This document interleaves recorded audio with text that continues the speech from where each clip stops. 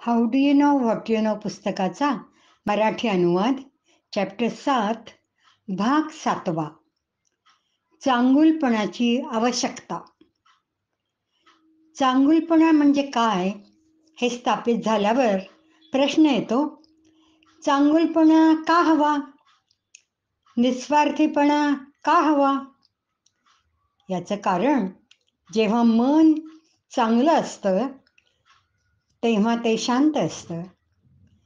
चांगुलपणाचा परिणाम म्हणजे शांत मन. शुद्धता म्हणजे शांतता. जशी व्यक्ती उत्तरोत्तर सहृदयी, दयाळू बनत जाते, तशी जास्त शांत होत जाते. शांतता हा चांगुलपणाचा नैसर्गिक परिणाम. जेव्हा एखादा आत्मकेंद्री, स्वार्थी असतो, प्रत्येक वेळी मला काय मिळेल हाच विचार करतो, तेव्हा त्याचं मन खळबळतं.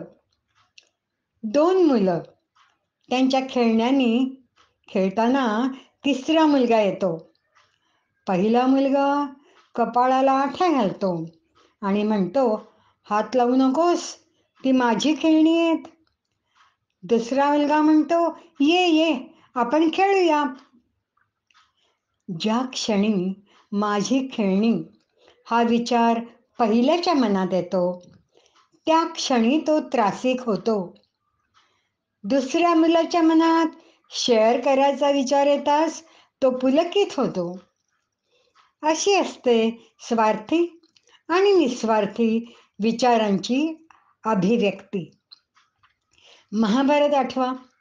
सहृदयी, दयावान युधिष्ठिर हद्दपार केलेला जंगलात शांत असतो, तर दुष्ट दुर्योधन ज्याने त्यांचं सिंहासन बळकावलं असतं, त्याच्या महालात अशांत असतो.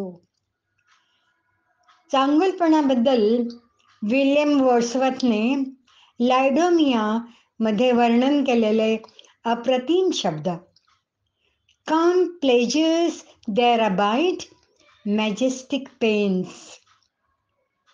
शांत मन आणि ज्ञान संपादनाचा संबंध पुढील भागात बघूया.